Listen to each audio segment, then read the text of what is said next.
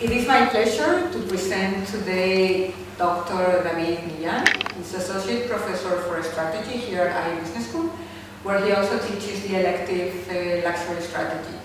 David is author of several cases on the luxury world, having won different awards, and he's the author for IE Mastercard Luxury Barometer on its 5th edition. So after 5 years doing this barometer, what have you learned? How has the industry evolved over these 5 years? Well, thank you very much, Eugenia. My pleasure being here. So I believe one of the things that we have been learning with the barometer is that how we're living today in an industry which is significantly changing. When we started this study 5 years ago, we had a different set of priorities, and these priorities has been changing across different levels, demand levels, business transformation levels, the need of digital adaptations, but also some other aspects like the role of China and the role of social and responsibility, corporate social responsibility that is actually impact and showing how this industry is many times not perceived as changing, but it's changing a lot. So for this last barometer, for year 2018, were there any specific surprises or unexpected ingredients? Well, I believe for this year that the fundamental change we have been witnesses is the, let's say, the increasing importance of political turmoil and socioeconomics. And we ask luxury executives and luxury decision makers what are the key priorities for your decision-making processes. And one of the things that we haven't seen until this year was that political and socioeconomical factors could actually influence their decision making. This is something really new for this year.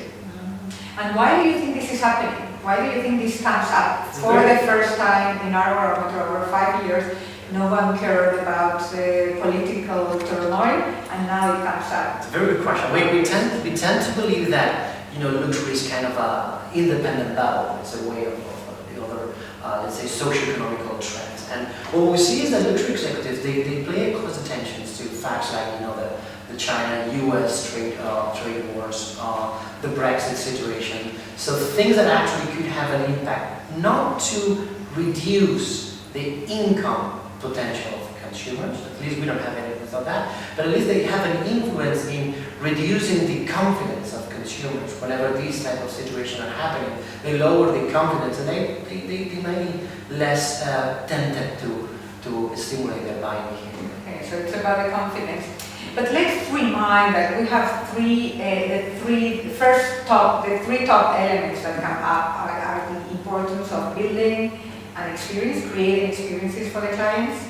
Then number 2 is China and how Chinese consumer is changing. And number 3 is environmental and social responsibility. How do you see this in the industry? Give us some examples of how luxury brands, are addressing these top needs. Well, there are plenty of examples. Well, the thing is that with China it's pretty obvious how companies have been engaging in new techniques, for instance, the use of WeChat to try to understand better the luxury consumers. Of course, opening stores in China, trying to understand better these markets. We also have the role of social and eco-friendly aspects, and we have, for instance, high-end hotel chains trying to target specifically this audience. Of course, taking care of pollutions or social responsibility very seriously. We have now companies that have positions to actually address these issues, while many years ago it was just something done occasionally in commercial activities or advertising activities, but not much use. Today they're really concerned about that and taking decisions about it. And the need to build memorable experiences comes top over the last 5 years. What are brands doing for that? Give us some examples that you think of relevance. Yeah, I believe this year, for instance, what we have been seeing over the past 2 years is how this is really linked to the role of the store. So the role of the store is fundamental for many luxury firms, and then they have to re-understand and reinvent the role of that to be able to communicate better with consumers, to engage better with consumers. Because in the end, luxury, you're not buying a product only, you're buying more than that.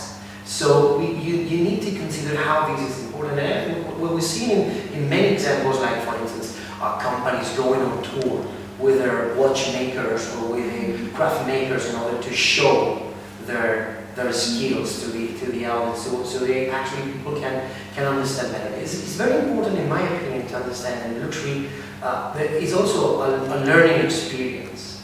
So we start to appreciate and learn in order to appreciate the values of luxury, and that is very important to understand this part of the experience. And I believe companies are working hard on that these days. That's good to hear. And our research also shows, our barometer, the differences between the EU, the European companies, and the US brands or the US companies.